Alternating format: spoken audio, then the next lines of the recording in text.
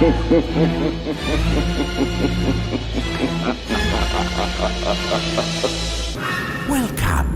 to the Cult Classic Horror Show. Every week, you can have the conversations you've always wanted to have about the films you love. Shut up! We're gonna get you.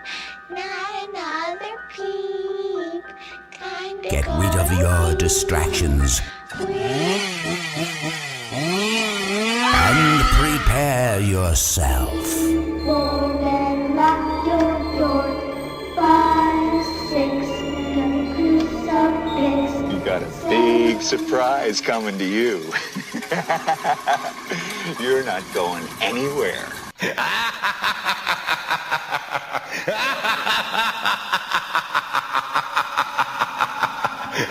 All right, welcome everybody to the Cult Classic Horror Show. This is Danny Bonin, one of your hosts. Hello guys, Scotty Bonin back here with you as well. And I want to introduce, we got a special treat today. If you listened to last episode, you heard us talk about him.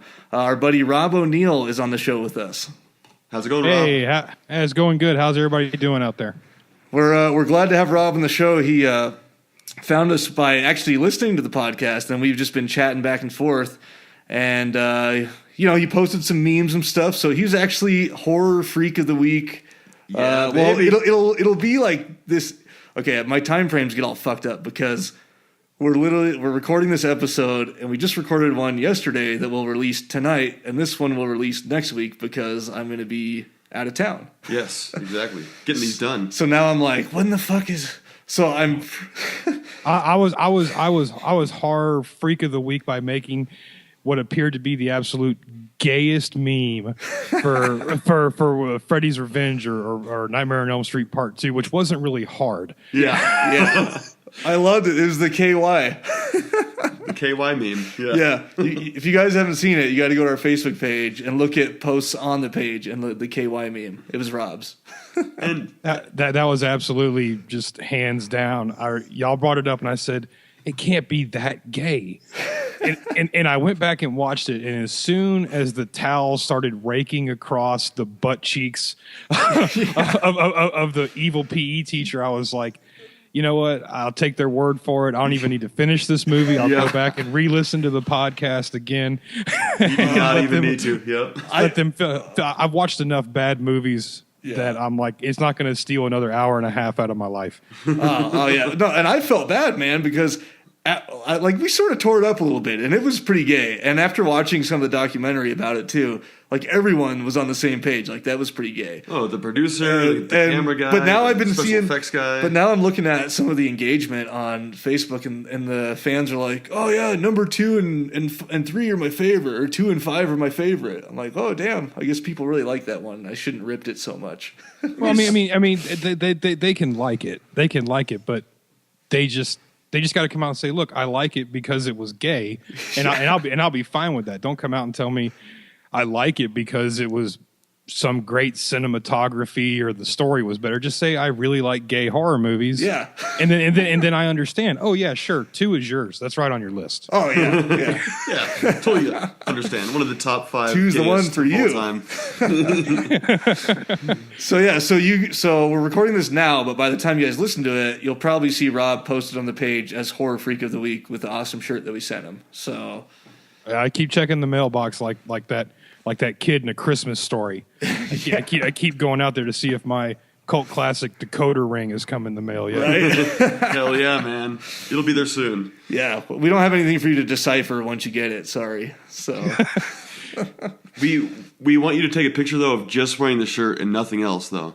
So, that's fine. Like, I mean, I've been celebrating No Shave November for like 3 years. Oh, okay. Nice. So I mean, it's like the Cambodian jungle. So I mean, your viewers won't see anything that they don't want to.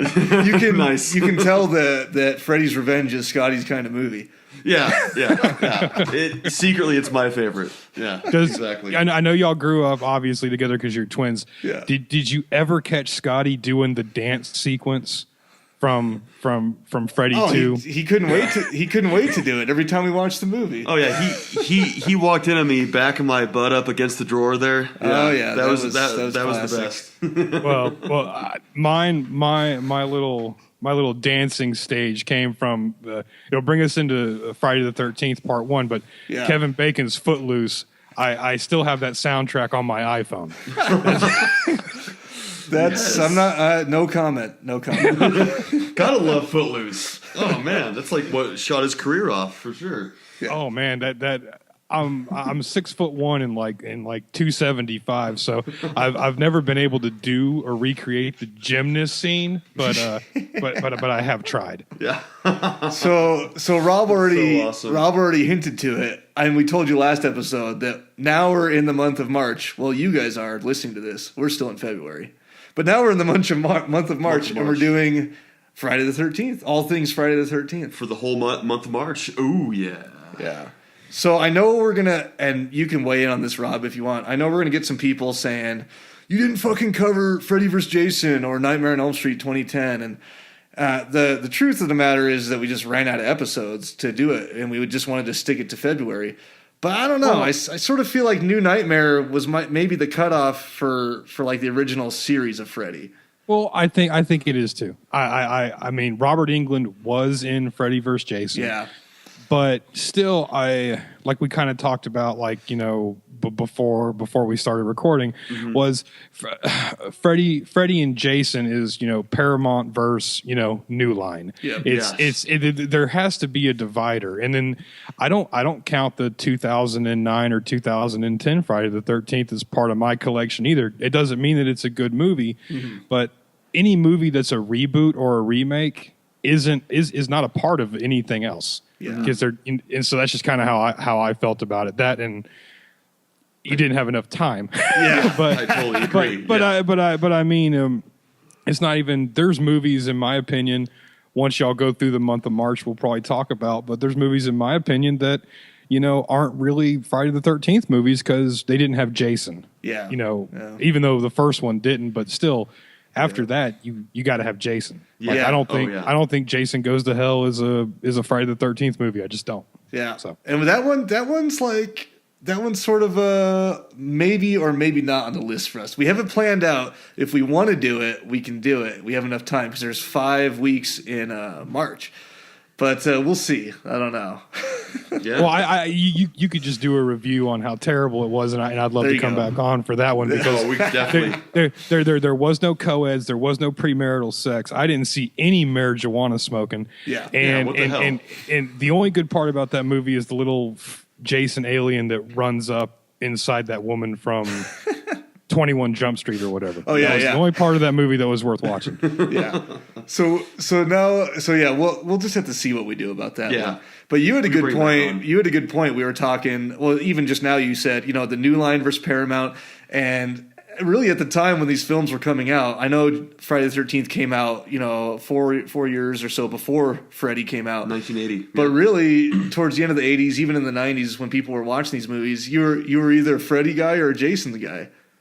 Well, who are y'all? Because I think we kind of already talked about it. I am a Jason guy. You know, we grew up. I didn't watch much Friday the 13th growing up, so we watched more Freddy. So I mean, yeah, you might say we're Freddy guys, but I'm not like against Jason or anything. Yeah, So yeah. We grew up watching Freddy, so that's like was in our background more. But you know, we love Jason too. So I wouldn't probably yeah. Freddy guys. Yeah, I guess if you had to break it down, we would be Freddy guys. But Maybe it's a geographical thing because you guys are up in Colorado, yeah. and I'm down here in Florida, and we have swamps. And I actually lived on Crystal Lake in Florida. Really? It's on right there on the corner. If you Google it, it's on the corner of Highway 77 and Highway 20 in Chipley, Florida. And there are guys with overalls with missing teeth. There are, you know, pickup trucks that barely run, and there was a little wino that probably ran around town saying, "You're doomed, you're doomed." oh my god, So- Crazy Ralph. Yeah, so maybe it is just a geographical thing. You guys up there are a little bit more cultured Yeah, than us down here in the swamp. We're more all about that Freddy's Revenge up here.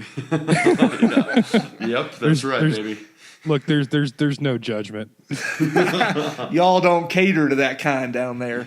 Well, I think there is judgment, but it's all inner monologue. Yes, there you go. I'm like dividing y'all in half right now. Okay, Danny has the beard and he's cool. Yeah. Scotty likes to butt bump drawers and Yes. I'm bald and clean cut. So shaved. I mean, you could say we're Freddy guys, but really, I mean, I'm not there's not a huge preference there. Everyone knows, it's no secret, we're Evil Dead guys. Yes.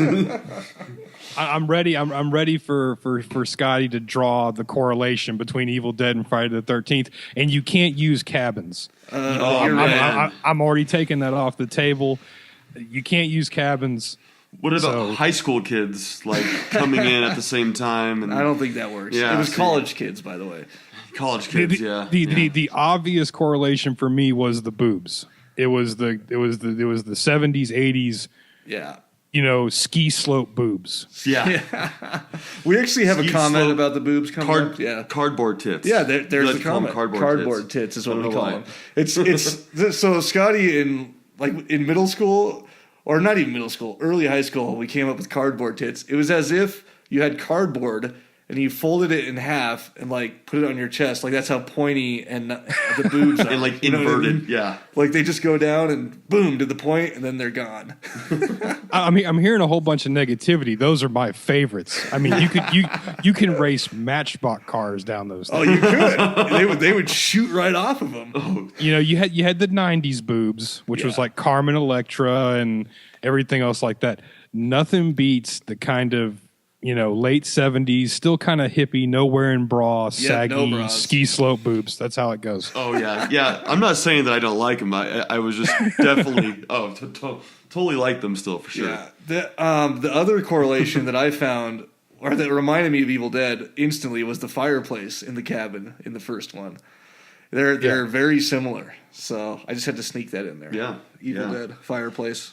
And I like the comparison that you did. I mean, in the first Nightmare on Elm Street, we had Johnny Depp, and then the first Friday the 13th, we had Kevin Bacon. So they're both kind of heartthrob guys back in their heyday. Yeah. And I think that's really awesome too, because those two guys' careers are polar opposites as well. Yeah. Freddie to me was punchlines and MTV, and which was fun. I just didn't really grow up with Freddie. Yeah. But Jason was like the Clint Eastwood spaghetti western, quiet, and even in spoiler alert, his mom was the killer in the first movie. But still, it was very withdrawn and held back, and I just think that's so cool. Johnny Depp went off to be more, to me, kind of flamboyant and extravagant of a character actor, and Kevin Bacon has always just been Kevin Bacon. Yeah. He totally has. Yeah.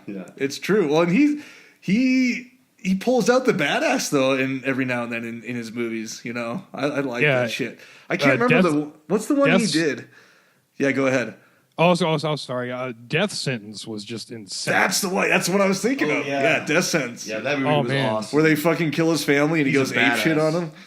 Oh, that movie was great. What's crazy with him is it always seems that if you do a little bit of research on it, he has these movies in post-production before movies just like it come out. Because he did, what is that, Secret of Souls or whatever, right before The Sixth Sense. But The Sixth Sense absolutely destroyed it. Okay, yeah. And then he did this movie, Death Sentence, but if you look back, Jodie Foster did the exact same movie 6 months or 2 or 3 months before this one came out, and it completely destroyed it. Yeah. So he's always been on the short side of it, but his movies are more independent and they're really good. No, they are. And was that the Brave one or whatever that Jodie? Yeah, where her boyfriend gets killed or something in front of her. I think the Kevin Bacon one you were thinking of was that Stir of Echoes? Yeah, that's it. I'm sorry. Yeah, Stir of Echoes. Yeah, that was a good one too. That was a good one too, for sure. And of course, we can't forget Tremors that he was in. Oh, Tremors, classic. I love Tremors. Reba McEntire, man. Oh yeah, man, for sure. Oh, man, that red-headed soul sucker. I mean, she was.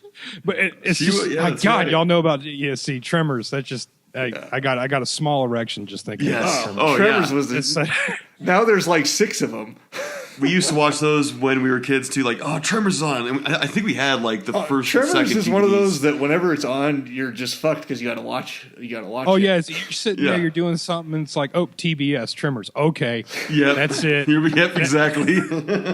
turn your phone off. Don't bother me. I'm done. Yeah. Oh man, I love Tremors. All right, Classic. I'm drawing the line, and I'm going to start talking about Friday the 13th. All right. So what we're gonna do is we're gonna talk about the Friday the 13th Part 1 and Part 2. Yeah, this so episode. those of you listening, like I said, we have enough episodes to do up to Jason Goes to Hell if we do 2 movies per episode. So that's Which is what we're going to do. 10 altogether.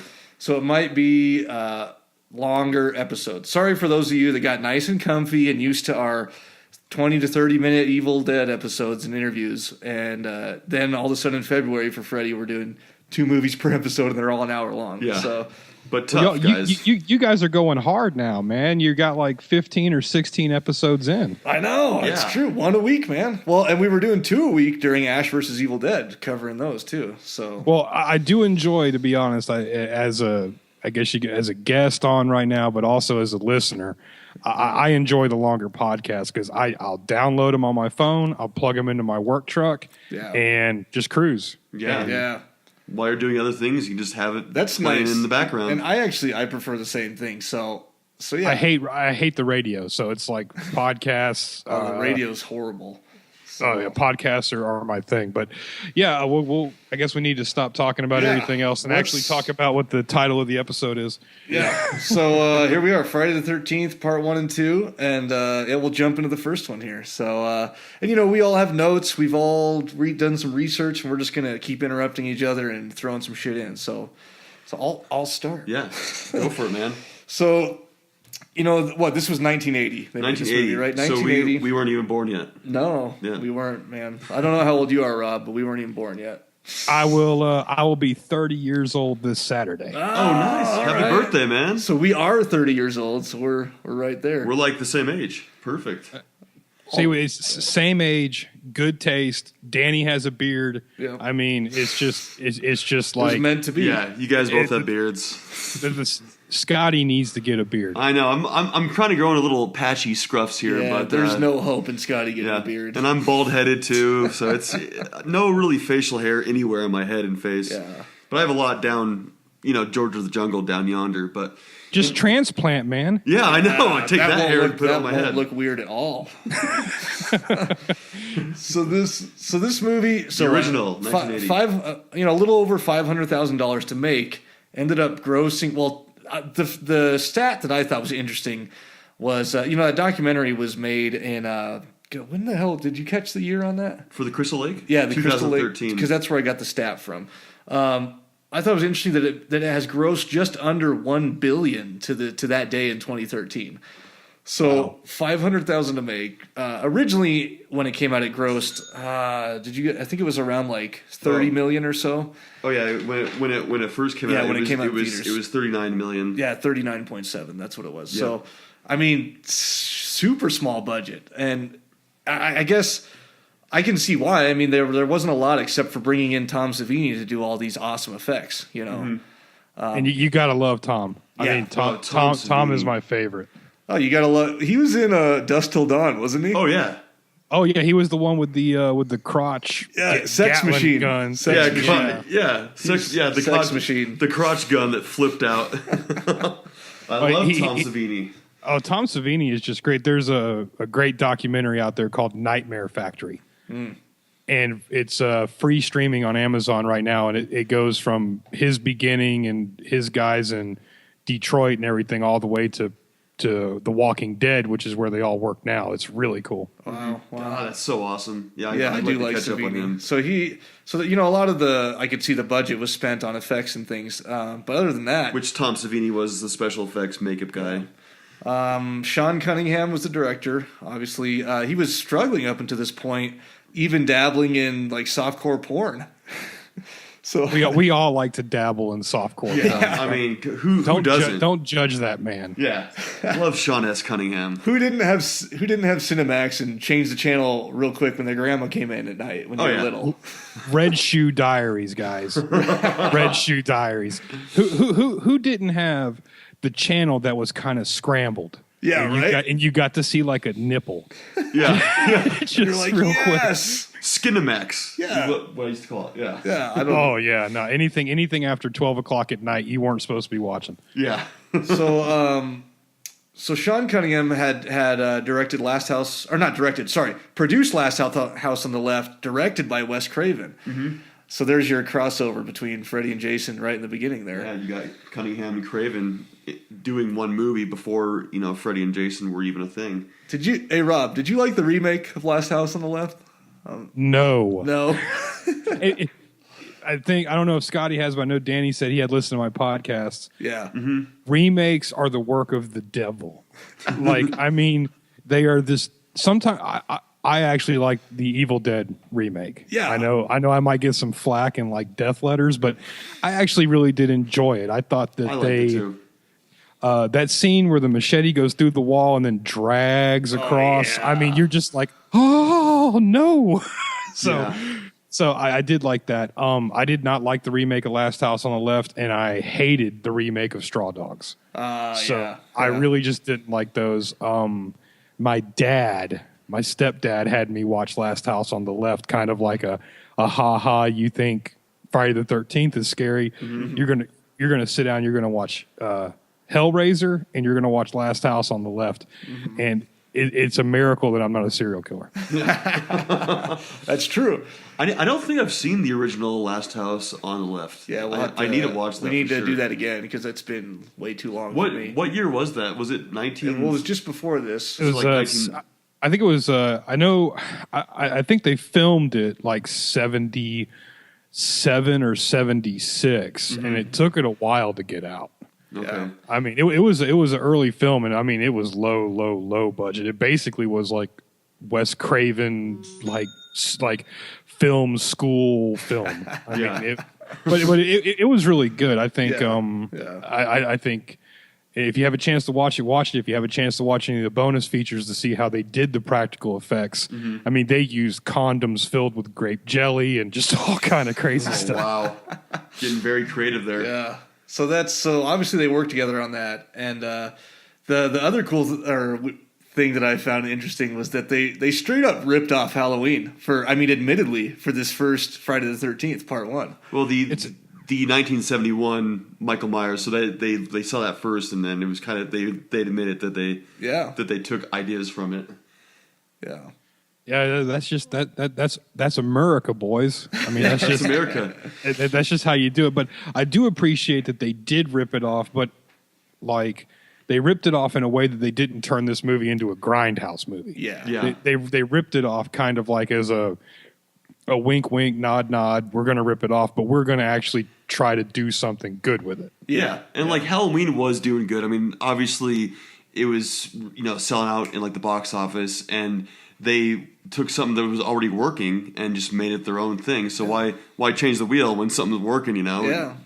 It is America. Well, and then there was a slew of '80s horror movies right after this that didn't do so well. It was funny they brought up like Prom Night, and I remember watching the Prom Night series. Yeah.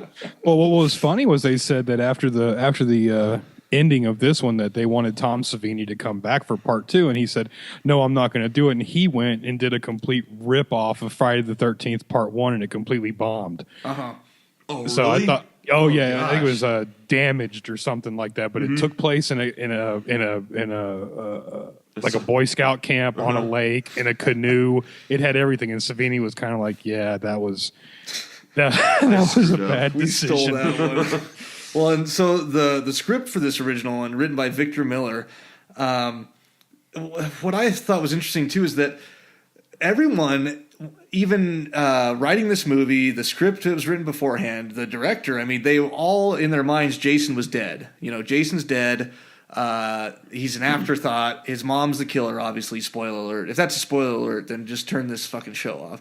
If you have not watched Friday the 13th Part 1 and you are listening to this, then you're a poser. Yeah, exactly. Go- Come on now. You know, like when we used to skateboard with Jinko jeans and everything else like that. Don't you show up with Jinkos and Duffs or Vans if you can't ride. Yeah. Oh, dude. I love Jinkos, man. I still got a few pairs in my back of my closet. You have like the oldest shit. I threw those away years ago. We might have mentioned this already, but Scotty has underwear from like, I don't even know. Dude, like 15 years ago. Dude, man, you just turn them inside out. Yeah. Hey, if they don't have holes in them yet, why not? Yeah, I mean, it's like me. All my underwear is the Under Armour underwear, and it's all black because then you can't tell. Yeah, that's exactly. true. Well, dude, Under Armour underwear lasts forever. Oh, that's stuff's so we're comfy. getting a little bit off topic. That's off true. topic too, but I've got a nice circulatory breeze going through my Under Armour underwear right now, and you don't get that with cotton. You don't get that with cotton. Dude, but they're so expensive. Do you like buy in bulk or how do you? Amazon.com, fellas. You gotta do that.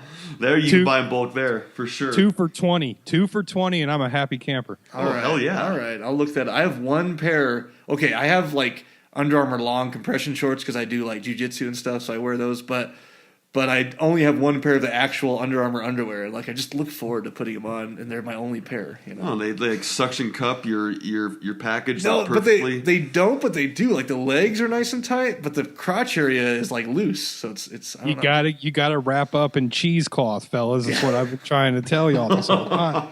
Yeah. Don't use talcum because talcum powder is little tiny rocks, and you don't want rocks on your junk. No. Get that good, super soft, like all-purpose flour, and just pack it down in there with some cheesecloth, and you're good. You're good to go. All right. You can sleep a night in Florida where you're at then. I'm air conditioning. I'm taking notes right now. Cheesecloth. Okay. Yeah. Here we go. I'm not a doctor, but I impersonate one on the Cult Classic Horror Show podcast. Oh, hell That's yeah. right. We need those kind of. So anyways, back to the movie.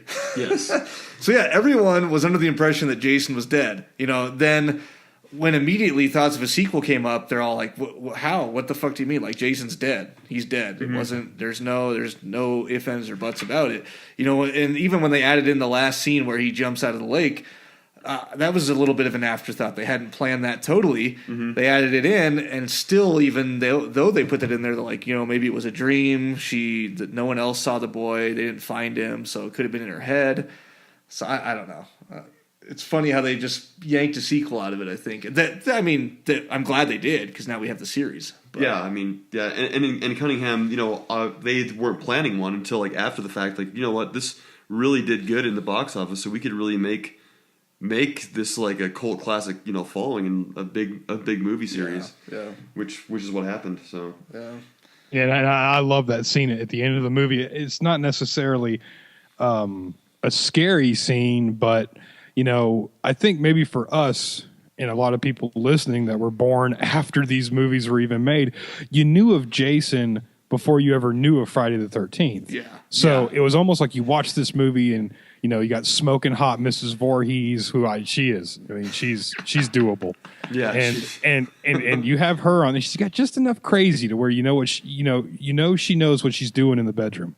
So Exactly. And but you gotta watch out. You gotta watch out for those teeth, though. She's got some strong teeth on her. oh yeah, those might chomp down. Yeah. yeah, but that's okay. You just gotta go a little at a time so you build calluses. All right. So That's the you can have a secret. little tug and war. I mean, that's just that's like stage 5. Y'all might just not be up there yet. No, we're not. Sorry.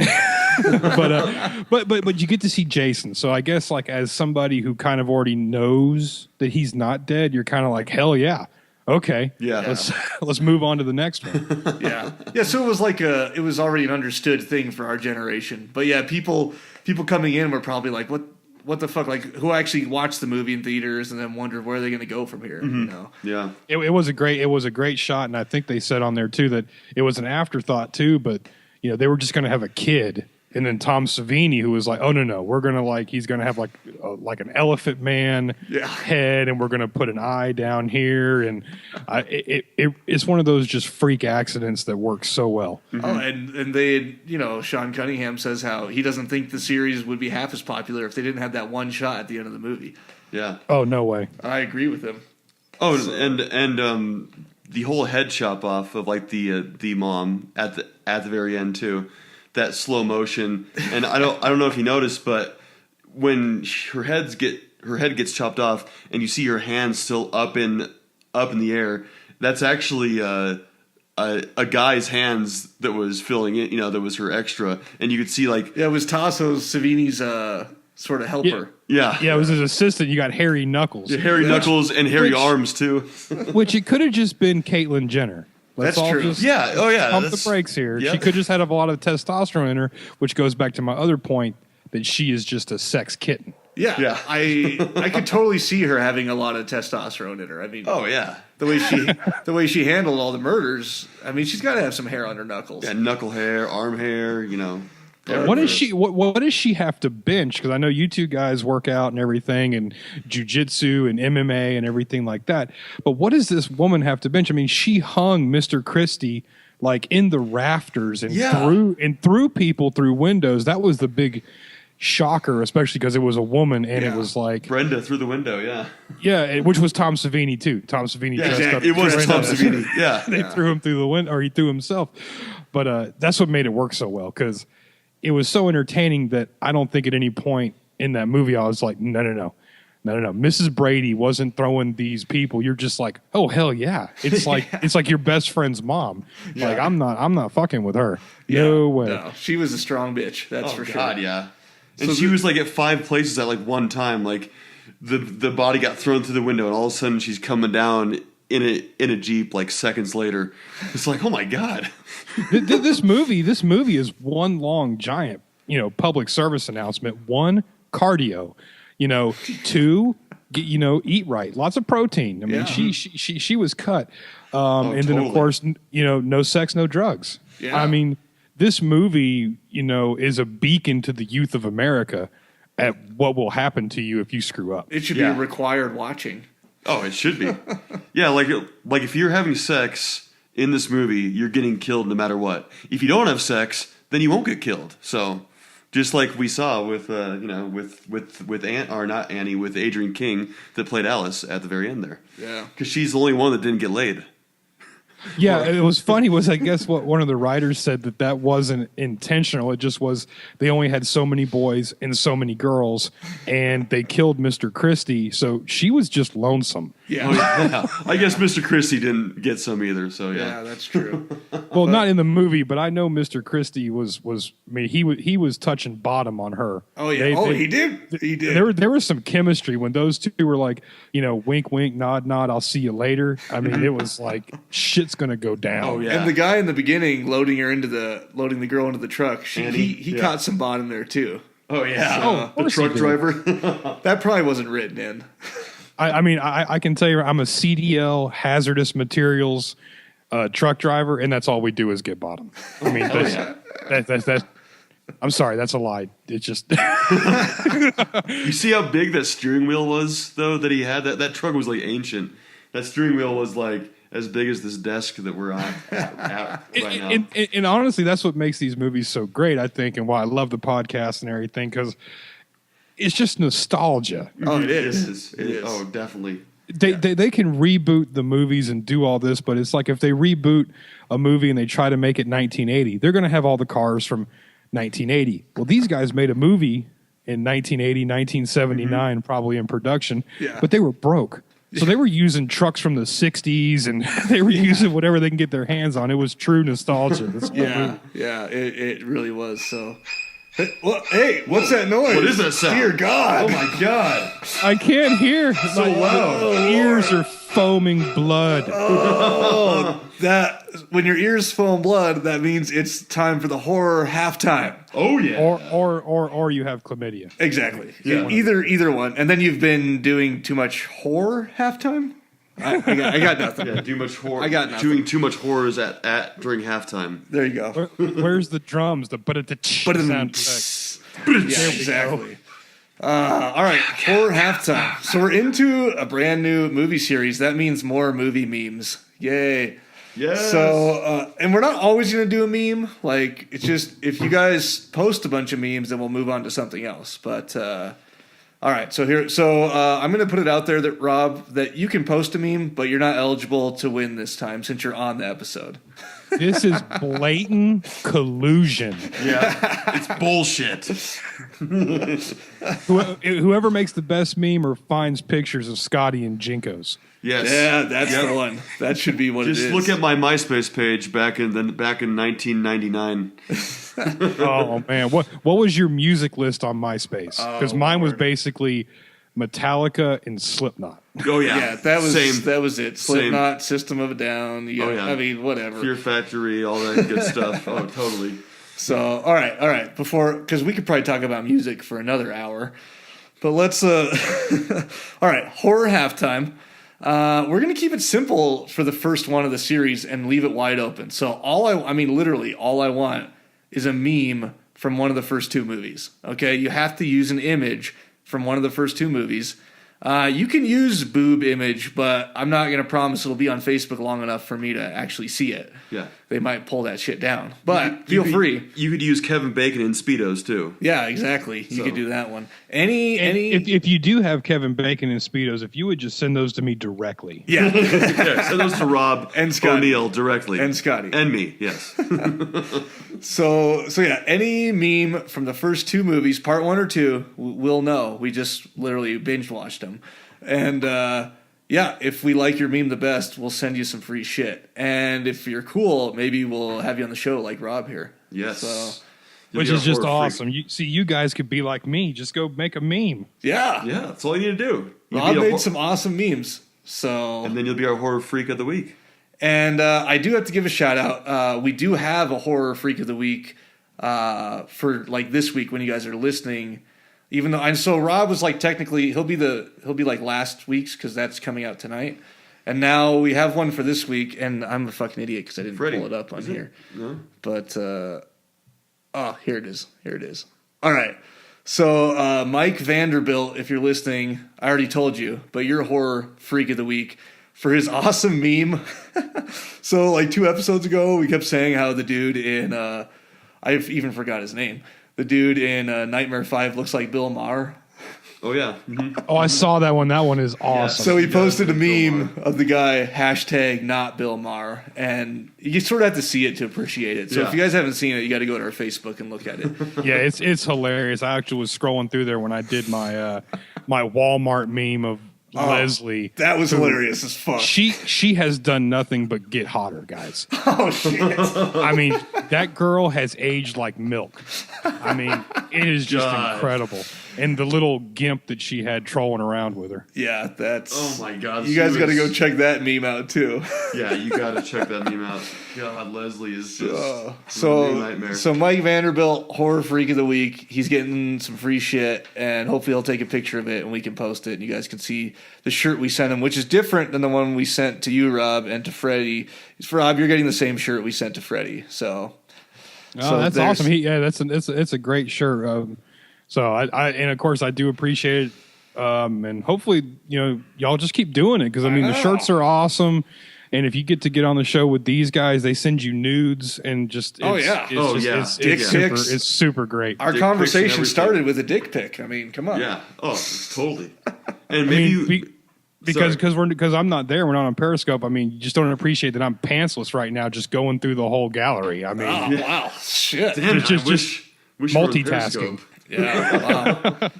All right. Well, I think that. I didn't tell him how to do it. So put your memes. I'm letting you do both now because sometimes I did see yours on Instagram, Rob, and I need to go. Now I know where to look for them. So you guys can either go to Instagram and post the meme there and tag us at Cult Classic Horror, or you can go to Facebook and post it on our page at facebook.com/Cult Classic Horror. So. And Do maybe that. we'll have a Jason shirt by then. Actually, I think we will, but I'm not going to give the surprise away. I already have the idea in my head. Good. So Blatant collusion right there. I can't get the Jason shirt. You can get the Jason Sir next episode when I do the next horror halftime. Yes. And you I can see it's all this redistributing the wealth stuff we got exactly. going on here. See, we're sending him a Freddy shirt, but in all actuality, he's a Jason guy. So I know, we fucked to, up. So we need to send him a Jason shirt. We'll probably just send you the Jason shirt anyways. Yeah. So. I'm still going to rep it. I'll post it on Instagram with the bush and all. Don't worry. Oh, okay, Nice, good, nice. good. All right, well, that concludes the horror halftime. And we'll jump back in. I guess we better, fucking fling some of these off here because we're not even like halfway down the first movie list yet. I want to just put a factor. So the Camp Crystal Lake, which is Camp Blood, which is called movie, was actually filmed at a Boy Scout camp. And you were talking about, Rob, about Tom Savini doing it at a Boy Scout, his movie being His about next a Boy movie, Scout the ripoff one, camp. yeah. But Well, it was filmed at Nobi Bosco Boy Scout camp. So I don't know where that's at. But And who was lucky enough to go there? Yeah, I wonder. Seriously, message us on Facebook if you went to Camp Nobi Bosco. yes. Oh, that would wanna see be that. that. If it's has anybody Googled to see if it's still open? No, We should go. I haven't. I'm gonna make a note. What's the age limit? It's for adults, man. I mean, they rented it out when it was in the off season. I'm sure we could pull together like what $80 and go over there and rent a cabin. That would just be awesome. We should rent a cabin and then we could shoot a live podcast. Sponsored by Cult Classic Horror. It'd be like a private VIP party. There. Hell yeah! Oh, that would see the ball's rolling now. I know, Jason man. fans are invited. You know what? You lazy asses out there, get to making memes because you're going to miss out like on the best party of your life. Oh, that's true, dude. This is like all just short 20-second tangent. Like, cut me off if I go longer. But I got the ball rolling with that idea because I was thinking about this before the call. I don't know if you guys have listened to the podcast, the Walker Stalker stuff. I haven't listened to their podcast, but now they have the Walker Stalker Con, and they travel around and they'll be in Denver. They mainly built this podcast around Walking Dead, and it's called the Walker Stalker Podcast.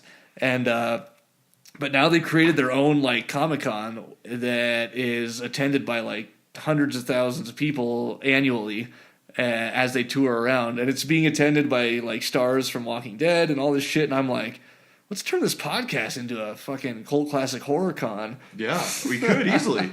And even if you're a Walking Dead fan, Cult Classic's so much better than The Walking Dead. Oh, I'm it sorry. is. It is. Oh, we got all the classics here. And the Walking Dead is good, but it's basically General Hospital with zombies. Yeah, it is. I mean, I admit I keep up on it, but it is like this is if there's if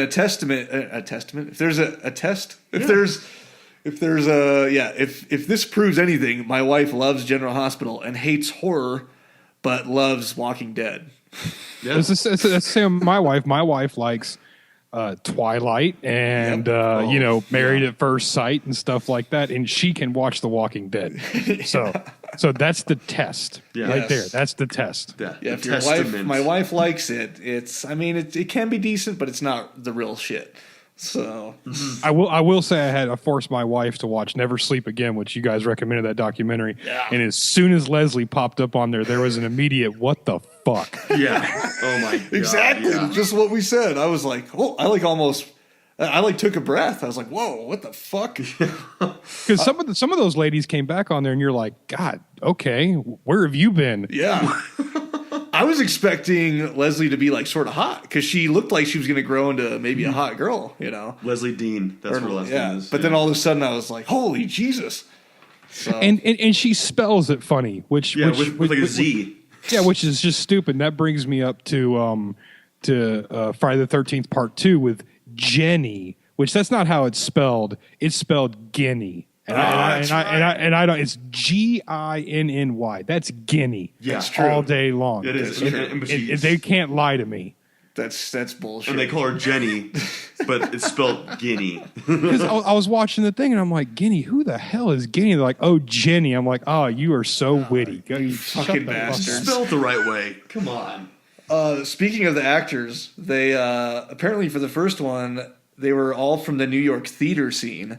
And they were paid, like of course I say measly, but anyone would like to get paid to go do what the fuck they were doing. They were getting paid like around $700 per week to be in the movie. So as I said, the budget which isn't a lot at all. No, for those of you who ever research or know about movie pay, that's not a lot at all. And 500,000 might sound like a lot to people, but that's not a lot for a movie budget either. So but Betsy Baker and all the people from Evil Dead would argue because they got like what $100 a week or something. Oh, exactly. That movie For Evil Dead, the first Evil Dead. Yeah, yes. they weren't getting shit because technically. So maybe I'm wrong here, but I sort of view like Nightmare on Elm Street Part 1, Friday the 13th Part 1. Those were still technically, backed. Granted, New Line Cinema backed Nightmare on Elm Street, and they were like mortgaging their house to do so. But there's at least a company, and for Friday the 13th, you had Paramount, although they weren't given a big budget, and it was just really these three guys who were financing it, whereas Evil Dead, I think they had all these private investors, friends of the family, and so to me, I think Evil Dead was more of a student film that just fucking blew up, Yeah. The one great thing about Friday the 13th was that even though it was backed by Paramount, or Paramount, however we want to say it, they could have easily just thrown this thing into the Esquire theaters, which was only like 120 theaters, but they backed it and put it in like 1,400 theaters. Yeah, they really put a big promotion out for it, which is why it's skyrocketed. That move right there is what turned $500,000 into $40 million. Yeah, well, they talked about how they took such a huge risk doing that that Paramount did, and a multi-million-dollar promotional campaign for $500,000 budget movie. But it paid off, luckily it did. So, and speaking of getting all the actors from the Broadway scene in New York, the guy that played Ned, which was Mark Nelson, who obviously gets his throat slit, that's on top of the bunk bed, and then the girl playing Janine Marcy, which is Janine Taylor, they were both actually in a Broadway show together at the time that they got called in for the casting of Friday the 13th. So, going from the Broadway stage to a slasher horror movie. They might have even, I don't know this for sure, but they might have even been getting paid more on Broadway than in a movie like that, So that's kind of a fun more. Thing. I guarantee you they probably were making more. I mean, because anything you do on Broadway, I can only assume is going to pay more than what you're doing for a skinny budget movie. Yeah. Oh, yeah. And also, Harry Crosby, I forgot what he played. Bill. He played Bill. Son of Bing Crosby. I did not know that. Yeah. That's awesome. I didn't know that either. Yeah, it was. They said that, and they said that he had all these stories about his dad on set that he was talking about. And I wonder if, that was cool. He got the part just because he was the son of Bing Crosby. I don't know. But yeah, that's crazy. Yeah. Could have. And going back to like you said, the guy that played the character who was just dead on the bunk, that was something that was really different about these movies was, you didn't get to see him die. You just saw the kind of pan and the creepy after effect. And then also you didn't get to see, my notes have been lost, but you didn't get to see Brenda die at the archery range. So I think it kind of, that's also a big dividing factor from this movie to Freddy, which is how I don't really even count Michael Myers because he kind of stands on his own. Yeah. But it's because a lot was in your face. In this movie, particular, a lot of it really wasn't. Yeah. It was really ominous. Yep. And I thought they did a great job with it. Oh yeah. Yeah. Oh, they did. I just love that scene where the guy's on top of the bunk and they're and you get the marijuana there and Kevin Bacon. You get the boobs. You get the sex. Get the boobs, the sex, and you get Marcy's boobs and he's lighting up a joint there, and then all of a sudden you get blood on his face, and then you get the arrow that goes right through the bottom of the bunk up through his neck. So that was. Speaking, didn't they have like a whole different body? Yeah, so that was shot. They had a fake body with Kevin Bacon on his knees, like, his head popping through the bed. And actually Tom Savini and Tassos' assistant was down below the bed. Tom was the one shoving the spear up or arrow up through the bed. And they had this pump to pump the blood out. Yeah. And the tube came disconnected like while they were shooting that exact moment, and so Tassos had to blow through it, And that's what made the blood spurt up so high coming out of the neck, and they kept that shot. And they so thought that was cool. They thought it was they were gonna have to do it again, but the blood looked so cool, like blowing up through that tube, that they just kept it. It's like, okay, fuck it. No, it gave a great effect. Yeah. And just one of the little happy accidents. Yeah, yeah. And Kevin Bacon was actually a struggling New York actor before this movie, and he landed Friday the 13th. And actually, this kind of did spawn his career. Then after he did Footloose in 1982. It was funny they mentioned the only thing he did before this really was that bit part in Animal House where he gets trampled. Oh yeah, Yeah, and that's what kind of blew my mind too, because for the longest time I just don't remember him in Animal House, but I always thought this was his first. Yeah, he hadn't done anything before this, but no, he did Animal House, which it's kind of crazy. I mean, he was good in Animal House and he was good in this, and it really wasn't until Footloose that he really exploded. But in all the movies that he's been in, I thought he's always been really good, and he did the character the way it was written, more than likely, and he did a great job. Yeah, apparently he was. My mom told me this. Apparently he was in like a soap opera before Animal House. So okay. Yeah, that's I could see it. Like right before. So that's sort of funny too. Well, it's always funny to look back at that, because I think actors nowadays, they just kind of appear. But I mean, you can go back and look at Woody Harrelson doing speed stick by Menon commercials. Yeah. It's like the struggle was real. By Menon. Oh yeah, struggle was definitely real. But that's what makes these movies so great to me is the practical effects, the problem solving. There's actually an arrow going through some latex, and it gives you that feeling when you watch movies nowadays and they even CGI gunshots. Oh yeah. Yeah. Oh yeah. It just makes no sense at all. Yeah. So that's why I really do love this movie in particular, because the arrow going through his throat was just insane. Yeah. And you just freaked out. Oh, that was so freaky. They use actual arrow and the you got to hand bodies. it to Tom Savini for those making it look as real as possible, which it looked totally real. I didn't know they filmed it that way. They actually killed a real snake in it too. That snake scene. That's true. Oh yeah, they did. Yeah, that was a real snake. They did kill the real snake, and now chopped it with the machete. They would probably catch all kinds of fines for that nowadays, or jail time. Who knows? God, there's no the ASPCA would have had them all like drawn and quartered. Yeah. Wonder if that scene must have taken a while. Like if there was a snake loose in like a cabin. I wonder if it took them a while to actually like get the film and get the snake to appear. To appear. And stuff. I don't know.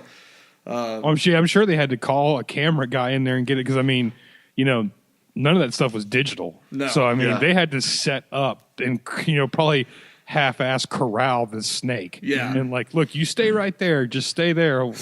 In about 45 minutes to an hour, we'll be ready to shoot this scene. Yeah. Well, and then that's like a one take too, because if you're killing the snake, unless they got a bunch of snakes around. Yeah. Oh, totally. Yeah. But they another moving on in my list here. Another cool thing is that the composer. So what the fuck was his Harry last name? Manfredini. Manfredini. That's right. Of course, Friday the 13th has the famous,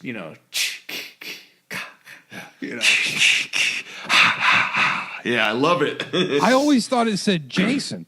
Yeah. Me too. Jesus.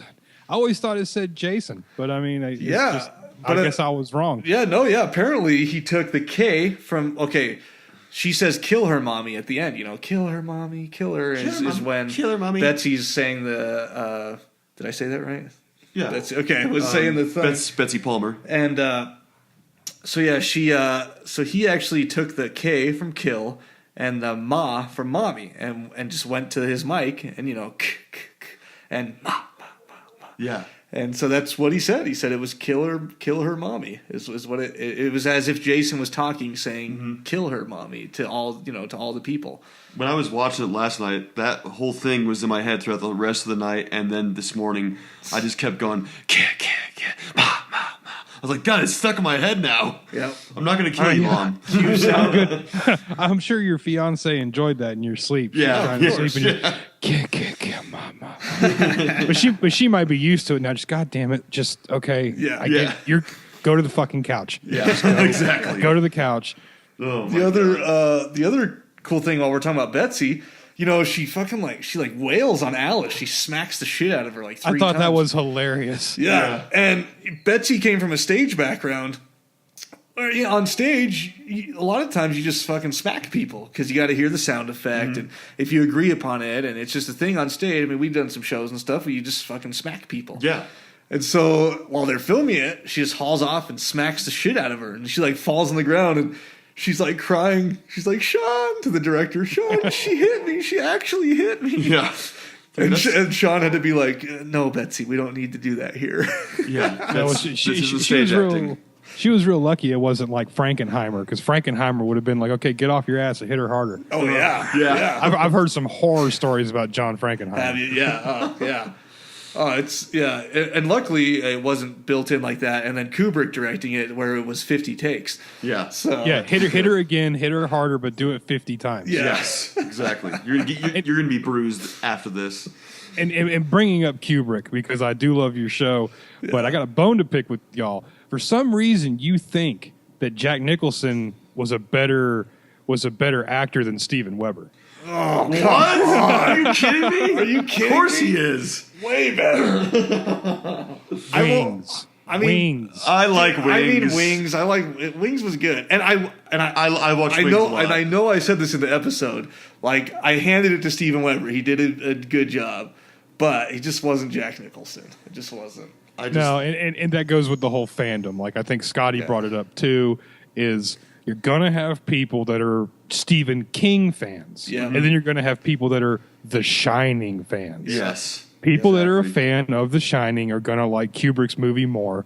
People that are a fan of Stephen King, whether it was much better or much worse, they're going to side with Stephen. Yeah, it's just because Stephen came out blatantly and was like, "Hell no, I don't want it. You know, this is crap. This isn't my story. This isn't anything to do with it." Yeah. But I had to bring that up because I celebrate Steven Weber's entire portfolio.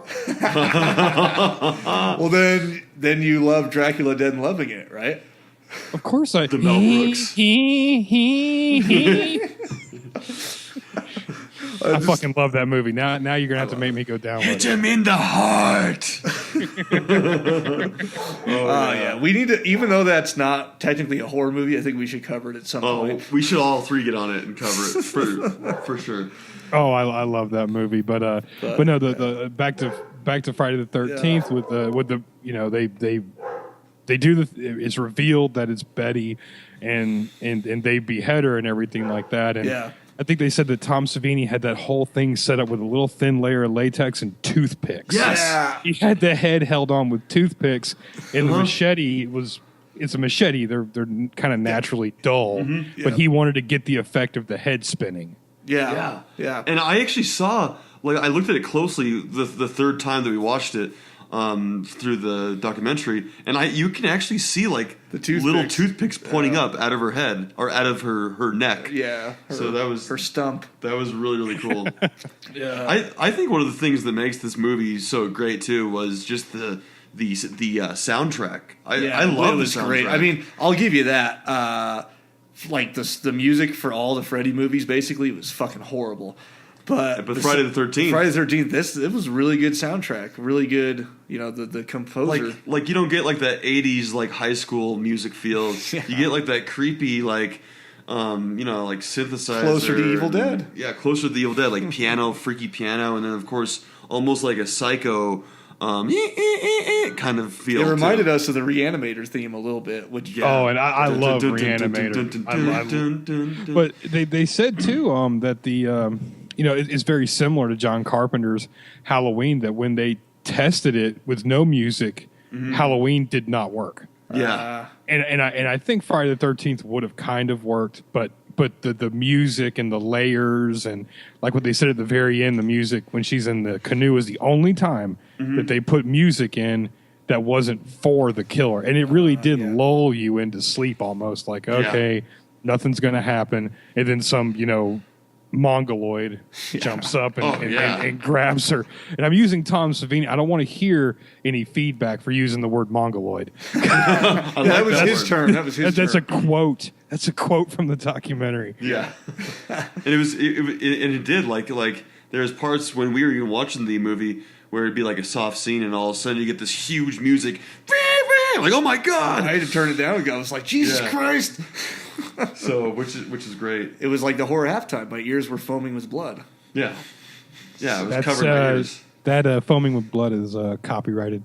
Oh, Okay, so I won't use that from anymore. Rob's That's trademarked. portfolio there. We have precedent. If you go back and listen to the March episode of Cult Classic Horror Show, you'll hear that I came up with it.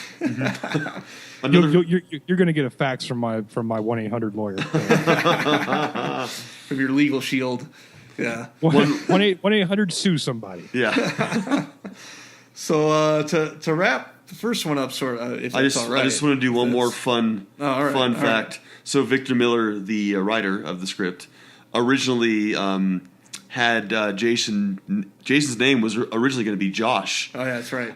So they were going to go with Josh Voorhees and go through the whole series, but then it just didn't really flow off the tongue as well, and it wasn't really working. And Victor Miller actually went to school with this kid named Jason that always like told on people, no one liked him. He's a little shithead. And he was like a little shithead. She's like, I really hate the name Jason, so let's just name him Jason. So that's where the name came from. Yeah. Which is kind of a cool fact. which is similar to Wes Craven having a bully named Freddy beat him up. Yeah. So Yeah, I thought that was hilarious, and like what Scotty said, when the writer was telling the story, he hated this guy. Yes. Like I mean, you could just tell in his voice, like this little bitch. Yeah. I fucking hate this guy. he did not like him at all. So, but yeah, eventually it. What are you pointing at over here? Scotty's like pointing at his fucking. I was pointing at my package okay. here. So the. So You don't have me on video, Scotty. I'm sorry. What am I missing out on? we'll have to do the video call next time. Yeah, definitely. So the it had a good box office release, like we mentioned, 39.7 million at the box office, but it had horrible reviews, like just horrible. And I mean, mind you, this was like the critics and stuff. I think the fans loved it, but I mean, people were just appalled that they would make this movie, and it was they thought they were linking it to women's sexism and all this bullshit, you know. Yeah. So I thought it was funny how criticized and stuff. Yeah, they actually had like Ebert, I think it was, just said, even gave out someone's address, was like, if you hate this as much as I do, feel free to complain to so and so at this address, and this is a mockery and this is horrible, and I don't know. Everyone thought it was very inappropriate. I guess it was the first of its kind. But it did so much. I mean, I think overall it did 59 million. What I actually Googled there, and but there was so much big fans, and it was just like the famous critics that were ripping it, and there were still some good things about it, but there was a lot of criticism for it too. Yeah. Yeah, well, back in the good old days when you could publish the actors and actresses' address in your movie review, because I mean, there's a laundry list that I would like to just send like shit in a bag to. Yeah. Oh, totally. Yeah. So so good box office, bad reviews, but maybe. It had such a good box office because of the multi-million-dollar promotion that Paramount did for it. So I think a lot of the critics were almost offended that this movie did so well and wanted to, get their jab in there. So. Oh, it was great. You could feel the hate. You could just feel it. And then I think somebody said on the what I caught on the Crystal Lake Memories documentary was that there was so much return business. Yeah, people went and saw it and then was like, oh, Scotty, you got to come see this. Oh, Danny, you got to come see this. Oh, let's bring our girl. Everybody just kept going and going, and that's that to me really sets that apart from a low budget with a high box office.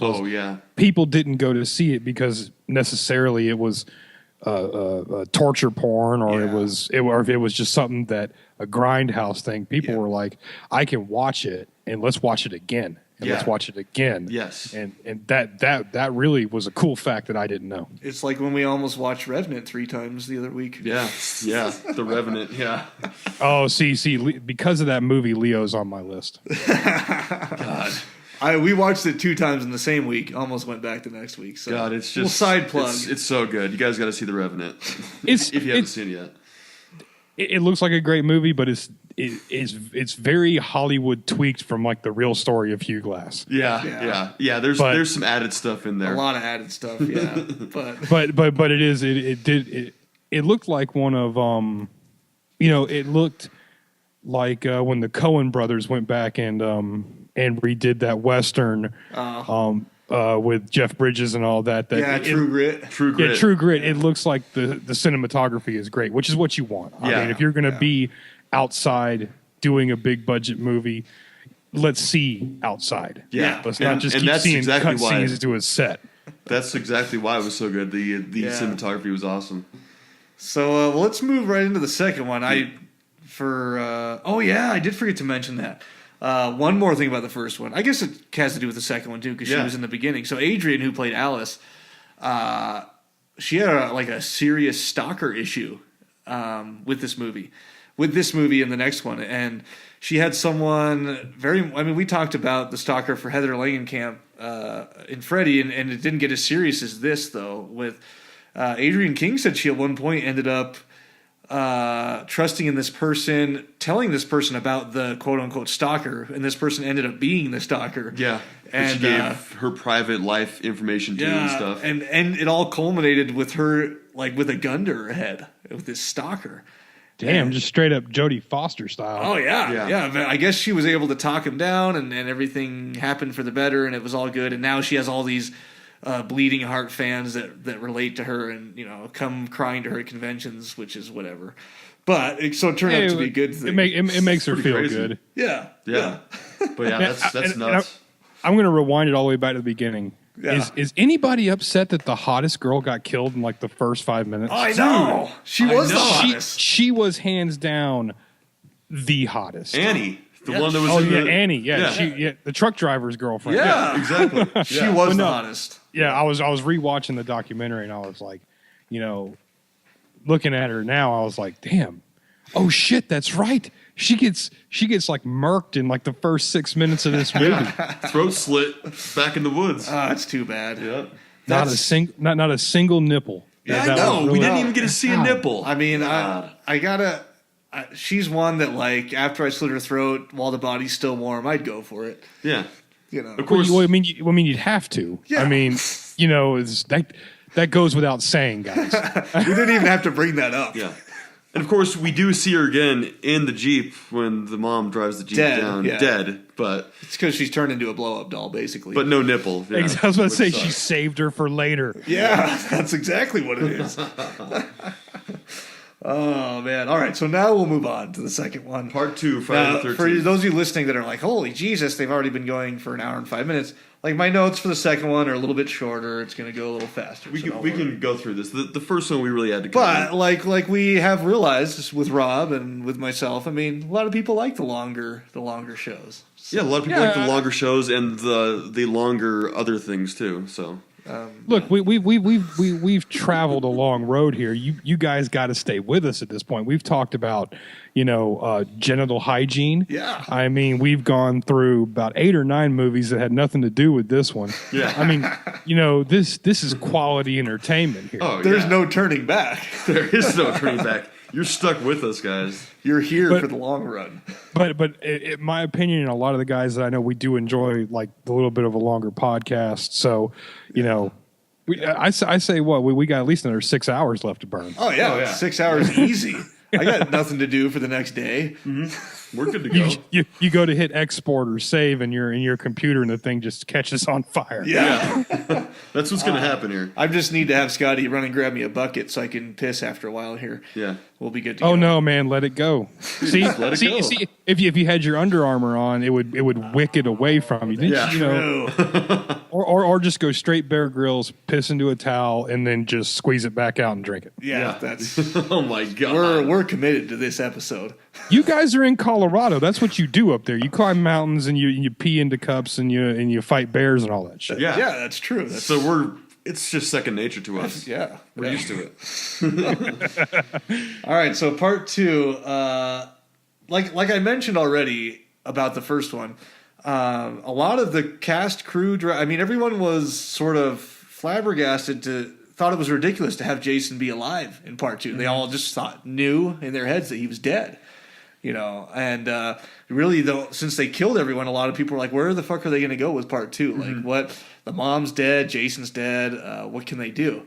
I see, and I thought that would have been such an easy way to connect the dots, because I mean, you think it's a dream when he pops up in the canoe, but at the end they add that extra scene of, well, I guess he's still out there. I mean, this was so set up for a 7-foot tall guy in a potato sack. Oh yeah, totally. It was. Which is what we see in part 2. Potato sack, I mean, pillowcase, whatever you want to call it. Yeah, well, I sleep in a potato sack. I mean, that's just what we're in Florida. That's what you guys do, right? That's what you. Yeah, guys well, do. I mean, it's like that South Park at whatever. Anything through the hole in the potato sack is legal. You can't see it, you might as well. Yeah, exactly. Yeah. So I mean, yeah, if you do connect the dots, it makes sense where they did go with it. But yeah, a lot of people were like, "What the fuck? Like, what's going?" They didn't write it for a sequel, but that's how a lot of these went. The whole Nightmare on Elm Street series, this whole series, it's like they made one, they made money. They're like, oh shit, they made another one, they made money. They're like, okay, let's keep going. Let's keep doing this. Maybe that was a Paramount thing, because I don't know if Paramount had like their investment in sequels, but anybody who knows anything about Bob Shea and the guys at New Line, they are in the business of making money, but they're basically like movie real estate agents. They have to put something out. They are going to crank out as many movies as they can. And to me, Friday the 13th was just a no-brainer. Yeah. Oh, yeah. It did so huge, the first movie. So it was like, and it was already set up for for the second one too, I think. Yeah, well, once they modified the ending or whatnot, I mean, yeah, it did lead into it. So what's cool is that they had, so Steve Miner directed the second one, who was actually the sort of the protege of Sean Cunningham, who directed the first one. And so Steve Miner was actually on set on the first one, was sort of helping out with Sean Cunningham, and so had taken the reins for this next one. And I'm not sure why they didn't. Sean Cunningham was on to something else, I think. Yeah, he was doing some other movies at this time. And they didn't use him for that, but at least they had someone who was familiar with the first one and in on it. Yeah, even though this was only 1 year later, this was in 1981. Yeah. So, but he still was busy at that point too. Yeah, I think they said like 4 or 5 months after the movie released in theaters, they were in pre-production. Yeah, for this one, which I'm glad worked out, because once we were later in the Elm Street series, it didn't work out between their 4 and 5, so it was just way too fast of a release. Yeah, but that was Rennie's fault. I blame that Swedish lunatic he made Deep Blue Sea, guys. That's unforgivable. That's right. Rennie Harlan made Deep Blue Sea. Oh yeah, did I'm just gonna walk over there, leave Deep Blue Sea on the table, and then I'm just gonna walk off and let y'all think about that. All right, Deep Blue Sea. And I'm just gonna stop thinking about it. But so yeah, it was cool. They had Steve Miner, who was already experienced in that, and yeah, that was my next note. Like you said, Rob, the production started 4 months after release of Part 1. And they knew they had something. They knew they had something golden, and they wanted to capitalize on it. So, and they were saying there was the movie The Burning that ripped off Friday the 13th. I think that was the Tom Savini one. That was the Savini one. The Burning. Okay, yeah, there that's we go. what it's called. So I had that note written down there too. So, and they did get Adrian obviously to be in the first scene when they fucking killed her off right away. Yeah, Alice's flashback. But I think they were going to use her for the whole movie, and her agent wanted too much for her.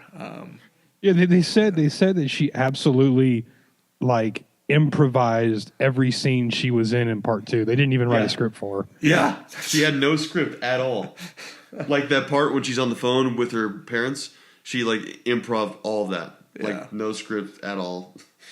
It's kind of fucked up. And I know she talked about that she was upset that she was killed off so easily early on when she had just survived this onslaught in Part 1, Yeah.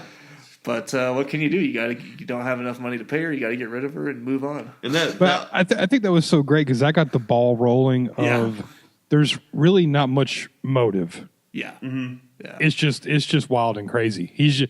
Look, if you're in the woods, and you're doing, the list of naughty things, he's going to get you. Yeah. Yes. And But if you're not and you killed his mom, you're still fucked. Yeah, you killed his mom, you're fucked no matter what. He's going to find where you live. You guys keep talking about her like an angel. That girl was a pot-smoking whore. That's all I'm going to say. So she deserved that ice pick to the head then, right? Yeah. Yeah, and they said that the prop guy put the wrong ice pick in there in the first take. It didn't retract. Yeah, Oh, yeah, that's right. So she's God. really dead now. She died. Yeah, she really did die. But yeah, it pushed in and she was like, stop. And yeah, she was injured. So. Oh, man, that was pretty gruesome first start of the movie. Yeah. Actually, I Ice pick I in the like head. the ice pick to the head. If I can remember when I first saw that, they make like a crunch, like bones are breaking. And I can remember like, oh, God. I think Danny's wife came in right as they were doing it, and Yeah, she was like, oh, God. she's like, "What is going on?" Like Friday the And 13th, part to two. go to go back to Sean, not to cut you off, Scotty, but Oh, to you're go fine. back to Sean Cunningham. You know, he left Friday the 13th for Spring Break, The New Kids, House, where he was a producer, not a director. That's right. House 2, where he was a producer, not a director, and then Deep Star 6 and House 4, and My Boyfriend's Back. My boyfriend's back. You know what? And he didn't pick the series back up again until Jason Goes to Hell, which does not count. Yeah, yeah. So he missed all through all those Oh, yeah, episodes. he went downhill after that. Although I will argue that House was a decent movie, I think. Yeah, but he was a producer. Not the director. I had to put that in there. He was a producer. I mean, direct it. Yeah. we all love Robert Shea, but that man's not a producer. No. I mean, not a director. Not a He's director, just a yeah. producer. Yeah, exactly. Wasn't John Goodman in House? Am I remembering that wrong? Maybe I am. I think he was. I don't know. I gotta watch No, it again. I know John Goodman was in Death Sentence. That was like the yeah, badass role he's ever done. That's right. Dessens. The Kevin Bacon one we were talking Oh about. yeah. Death sentence. Yeah. Oh yeah, that was so bad. Scotty has bad short-term memory. No, I just had bad hearing. I thought he said something else. Well, so the ice pick wouldn't retract, and they just pretty much like just 86 her, just Yeah. like poof, Yep. goodbye. She's Didn't done. even write her any lines. Yep, you're done. So then they actually stayed at the camp they filmed this at. And they said it was cold and wintry. You know, you got to use the summer camp during the winter when no one's Yeah. using it. And And of course, they're staying at a training summer camp right next to Crystal Lake Camp. So Camp Crystal Lake. So Well, I'm obviously just- Jason's going to be there. I mean, As you do, Scotty. I know, As you do. It's real estate is location, location, location. that's true. I mean, and in the first scene of that movie were you two so excited to see that little blonde kid with the English driver's cap? I was so ready for him to die. Yeah. Oh yeah. As soon as I saw that kid in yeah, the tank I was top like, and take the that little- fucking hat off. Is he going to get killed? Jason, please. Come on. Now. Now's the time. I'm really glad that people don't tuck in their tank tops anymore. They don't? No, stop doing that. I'm pulling it out right now. Don't worry about it. Yeah, pulled it out right this second. No, they stayed. Yeah, they stayed at a camp right next to it. I actually meant that the cast filming it stayed on set in the camp, and it was cold because they filmed it during winter, even though it supposedly took place during the summer. You know, summer camp. And they always do that. It almost seems like every movie you see out there is in the middle of the summer and you're seeing somebody's breath. Yeah, exactly. That's funny. It's like just do it in the summer. Oh, so that like skinny dip lake scene with I think was the hottest girl in part 2. Yeah, she's pretty hot. She was She nipping. must have been freezing. Yeah, nipping. She had some bush going on. Yeah, she too. did have the bush. You had to have the '80s bush in there. Yeah, she. Look, you want to be able to unwrap your presents, guys. I can't do it. I can't do it. Come on, you're hanging out on the couch. Some pretzels fall down there. You got a snack. It's That's all true. good to go. yeah. You're set. You got like a net catcher. Yeah. It's perfect. But no, in the middle of winter, skinny dipping in the spring, those nipples could cut glass. Oh yeah, Oh, they definitely could. Totally. And that's what I was. They said that a lot of people were volunteering for that scene to help out, and they had a lot of volunteers for Towelboy as well. So that's of course I'd be volunteering. Oh yeah. Who wouldn't want to be on that set? Yeah, Oh, I know. God. I mean, if that came up nowadays and was like, look, we're going to go like for so many months in an abandoned summer camp and just make a horror movie. yeah, I don't know who wouldn't sign up for that list. that's Yeah. true. I just love, with that same girl, I just love that first scene when the guy has the slingshot and he slingshots like a rock at her ass, and she's just as like an abrupt ow, and like runs off, but her ass is pretty nice. I'm like, back in the 80s, I'm like, geez. Even though she's wearing those waist ties, I don't like how that style's coming back. Waist tie. I don't really like how that style's coming back right now. My wife's buying those clothes. Yeah. The waist highs. Yeah, so of course she's listening to this, so she listens to this. So sorry, but maybe I'll get used to it. Yeah. You know, like like above the hips, like where moms wear their jeans. You know. Look, Danny doesn't want to tell you, Mrs. Danny's wife, but just get rid of the waist highs. Yeah. I mean, you just get to the old school, maybe she should dress up like the old school Limp Bizkit girls in like the tracksuit and the white tank tops. Yep. Yeah. I like the old. Come on. No, I like the old. I like the old hip huggers with the belly shirts. So you're going like Britney Spears, Christina Aguilera. Oh, totally. There you go. Totally. Definitely. I was always a Rose McGowan fan from Jawbreaker. Oh, for Jawbreaker, sure. okay. I love Rose McGowan for sure. All right. No, I was definitely an Aguilera. I wanted to bang her for sure. I was all Aguilera right here for sure. Gosh, now she's not so much anymore. Yeah, but back then she was not so much. It's become apparent she sold her soul to the devil at this point. Mm-hmm. Now it's all Scarlett Johansson for me. So yeah, she's I don't know about Scarlett Johansson. I always had a soft spot for Kathleen Turner. okay. But what's her name from the Hunger Games? Yeah, Jessica. no, not Jessica. Rachel. Jennifer Lawrence. Jennifer Lawrence. Yeah, she looks great, but she is just funny. Yeah, she is just hilarious. She's awesome. funny. She's hot. Yeah, she is for sure. Anyways, Remake Friday the 13th with her. yeah, Oh, that'd be so good. I'll be the towel boy. Sex scene for sure. I mean, you Well, gotta Danny the towel boy was taken. You are now in charge of nipple puffing. I will do that too. I will be there with ice cubes. Oh, for sure. So as we that moves us on. Yes. So I was a little confused actually here. So they ultimately had, well, 3 really if you count the legs in the beginning, but they ultimately had 2 different people playing Jason in this movie. Mm-hmm. Warrington Gillette, who was originally the guy actually cast to play Jason, but couldn't do his own stunts at the time. And so I didn't catch the other guy's name, but they had him, an older guy, come in on the set and do pretty much all like the work, all the fight scenes with Jason. Mm-hmm. So I don't know. I thought that was interesting. And then the third one was Warrington Gillette, which was the younger guy. No, I said that's Warrington Gillette. Okay, sorry. Yeah, see, Scotty, he doesn't hear so Well, good. you said his name wrong. Warrington Gillette. That's what I said. Oh, okay. Warrington Gillette. Okay, just pause it. Let's rewind. The third one was technically like a lady with the legs in the beginning. She was a lady. A girl did play it. Yep. How do you get that confused in the casting process is what I'm wondering about this.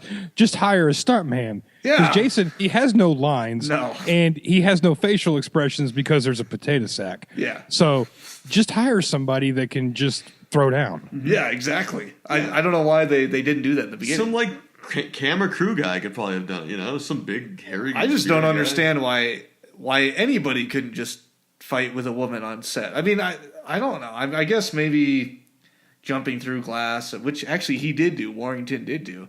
So I don't know. I just what a pussy.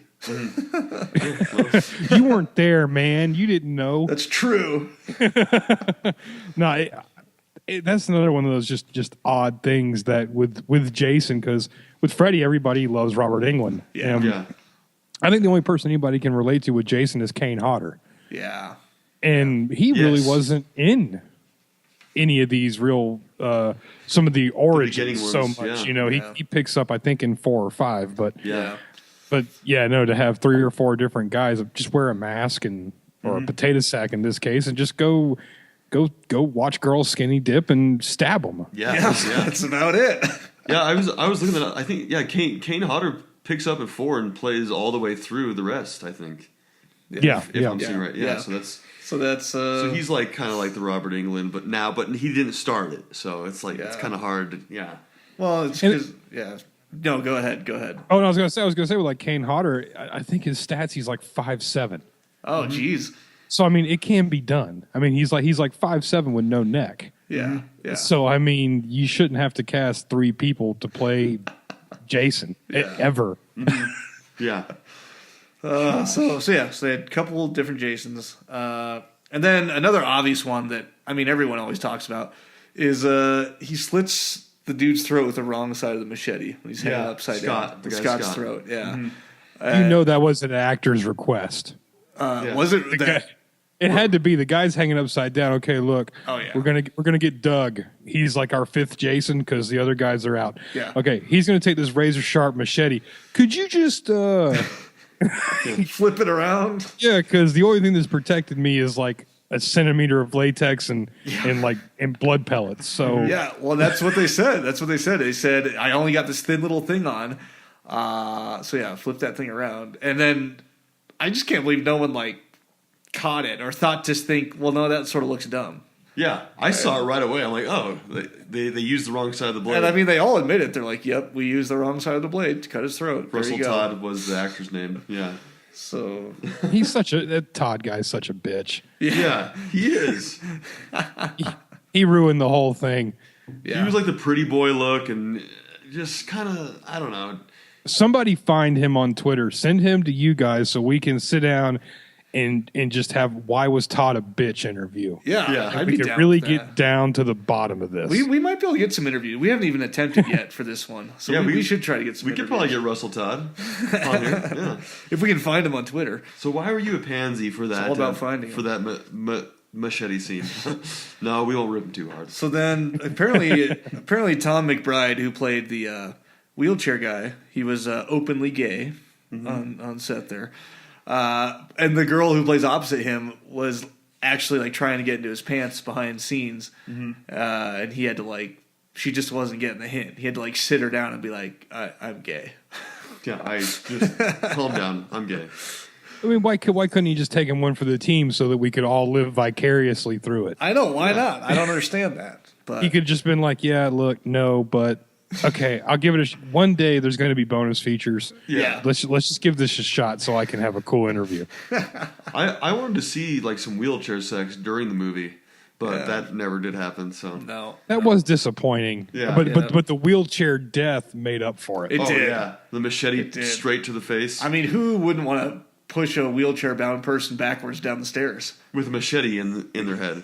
Yeah, God. It just in the way he goes, and it's just he's so he's so stiff, and it bounces and it bobbles and everything, and it gave a great look. Yeah. Because you were just like, oh, that's awesome. I don't think nobody's ever killed anybody in a wheelchair before. No.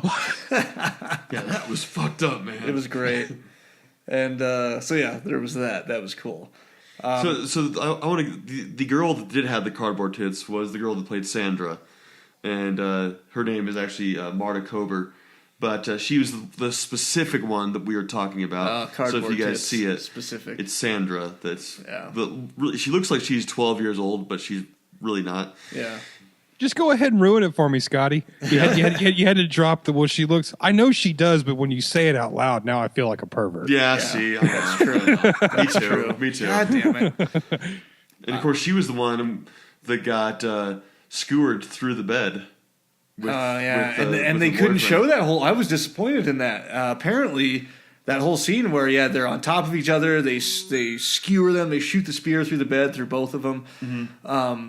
They did it so that you could see the whole thing. Like they had the latex back. They did the skewer through it, but it got cut by the MPAA. The rating was just they wouldn't let them show it, or they'd give them an X rating. So you just have the hint. You have Freddy coming in, or Freddy, God, Jason. You have Jason coming at him with the spear, and then you just see it hit the floor under the bed. So which was a shame. Yeah. And it's just and you know what happens, but it is very unsatisfying because it doesn't even like stick through the floor. It just kind of like thumps. Yeah, yeah. And you're just like, oh, is there? For me, you're like waiting for it to pan back out, and you can see some just horror, but fucking MPAA bunch of I know, communists. come on. I know. You see, I thought this was little blood. America. I thought we had rights. Right? We can show whatever the fuck we want. Yeah, Well, it's I want to crazy. see everything. is you can see a scene like that, and they're like, no, we're editing it. But if you go back and watch Last House on the Left, you're like, what the fuck? Yeah, this girl getting brutalized. It's like, Yeah, see, and those weren't happy boobs. No. Anybody who watches enough horror movies knows there's happy boobs and there's sad boobs. The boobs in like Straw Dogs and those were sad boobs. yeah. Friday the 13th has always given you happy boobs. Happy boobs for sure. It's always been happy boobs, bouncing and glistening. Happy boobs and happy bush. Is the best. Yeah. They were saying that scene, that skewering scene, that they did it, and then after the fact, it was actually in another movie called it was Twitch of the Death Nerve. It was in the movie before they did it, but they didn't find out. But they didn't find out. Yeah, that's what I was getting at. They didn't find out until after the fact that they shot that scene.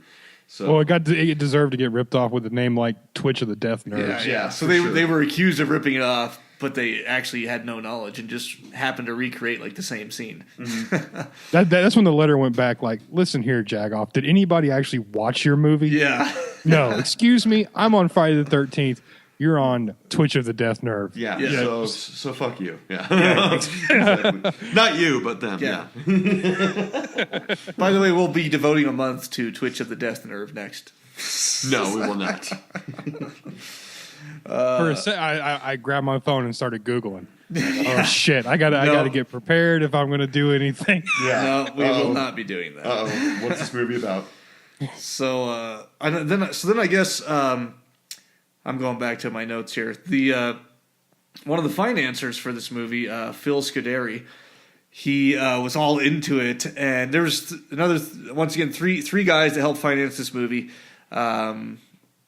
He actually suggested a lot of the death scenes and would get up and act them out and was all just psycho about it. Yeah, Phil was like the architect of this movie. He had a lot of ideas coming out. A lot of them, and it was just a money backer. It wasn't really anything else. But so that was sort of an interesting fact.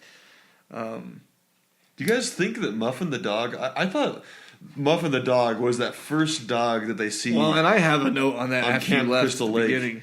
And, but obviously we see the dog coming in almost towards the end there, and the music changes and it's like the happy, gleeful music, and it's just funny. I thought the dog was dead. Well, there was two things that even the crew and cast themselves will admit to is that what the fuck happened? This movie left some unanswered questions. What the fuck happened to the dog? Because clearly there was a butchered dog earlier in the movie. And then all of a sudden the dog walks in at the end. And you're like, wait a second, what the fuck was that? Like, what was the Yeah, I always thought Muffy got axed. Yeah, me too. Muffy, exactly. But I think all muffs should get axed. But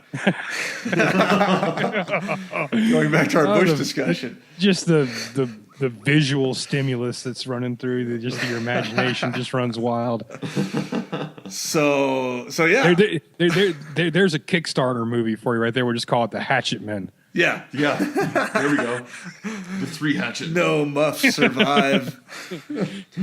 But so yeah, they had the dog randomly, and then the other thing was we never know what happened to Paul. I mean, the ending was a little fucking weird on this. You had to admit, where he comes through the window, pulls her out, everything goes dark, and then she's like in a stretcher being wheeled into the ambulance. Yeah. So Jason pulls her through the window but doesn't kill her. Yeah, it's like what the? He just pulled her through the window and was like, there, and like walks away or what, and then he's not a bad guy, fellas. I guess maybe he's this was just a public service announcement.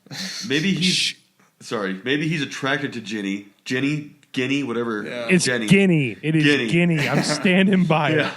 Maybe she's attracted to Jenny or whatever, because she put his mom's shirt on and acted like her mom, and there's still part of that in her. So he wanted to spare her. I don't know. Maybe. Which that scene was kind of freaky too. So yeah, I thought the ending was a little. But then they said you never know what happens to Paul. He's not in the next one. He's just gone. I think what happened to Paul was Paul comes back at a certain time, and maybe like his brain clicks about what happened to Mr. Christie, and he's like, "Nah, this shit looks a little sketchy," and he just leaves. Yeah, he's like, "Look, last time the cops didn't show up in time. Mr. Christie got it. I'm just gonna go now." Yeah. I'm leaving.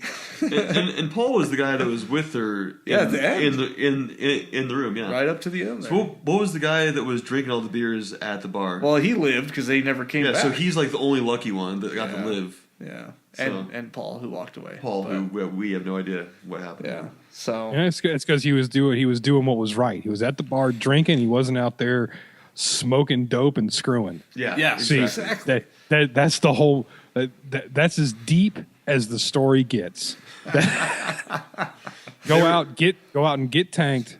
Don't have sex. Don't smoke weed, and you're going to be just fine. Yeah. Be a lonely drunk. They were saying that the guy at the bar scene, he was in, what was it, Christine?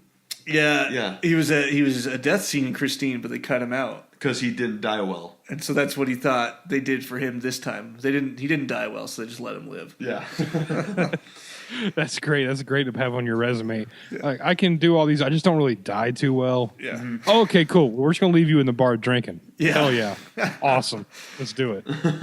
Yeah, so that so we're in the first two movies here still, and really the iconic mask hasn't been used yet. You talked about it. They used the sack over his head, and also what's not really prevalent is no real supernatural thing about Jason. You know, he was thought to be dead in the first one, and then we find out he wasn't in the second one, that he actually didn't drown and has just been surviving on his own out in the woods, you know.